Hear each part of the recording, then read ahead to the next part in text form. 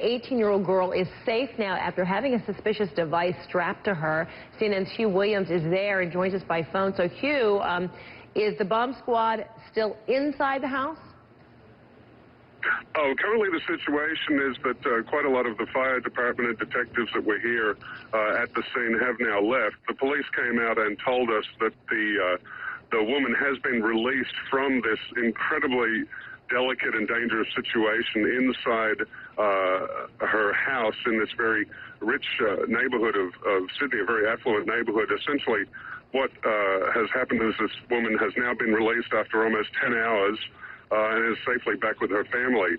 The Deputy Police Commissioner said that she had been sitting in a very uncomfortable situation all afternoon, and because of that, she had been taken to hospital for a checkup by the doctors. So it's still unclear whether this device, which the police refused to call an actual bomb, was in fact attached to her or she was sitting on it. They only were able to say that it was in her vicinity, but needless to say, it was an extremely difficult and dangerous situation. All precautions were taken. It was extremely distressing for the girl.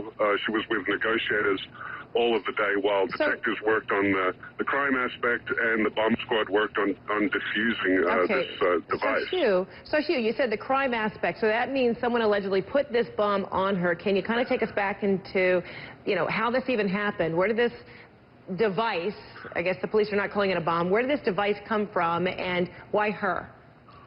There are reports that say that this girl who was in the house alone this afternoon called the police at about 2:30 saying that a man had contact with her and she was left alone with this device, which other rumors spread was also attached to a note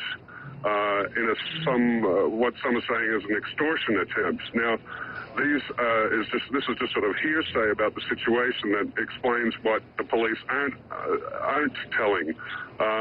So it's been kind of difficult to figure out exactly what has been going on behind the scenes, as the neighborhood has essentially been in a complete lockdown with roadblocks. They declared a no-fly zone over the area for news helicopters.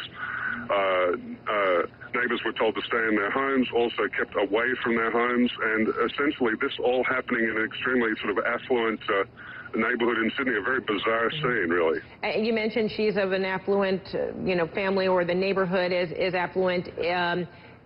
Does her identity or her family's identity bring some real significance to most people knowing who they are? Well, that's been a bit of a difficult question. People here in the neighborhood have been very tight-lipped. There has been a group near the barricades where the media have been set up that appear to have known her, but they did not. No one has confirmed the identity of the girl nor the family. It's only known that he was a businessman, perhaps.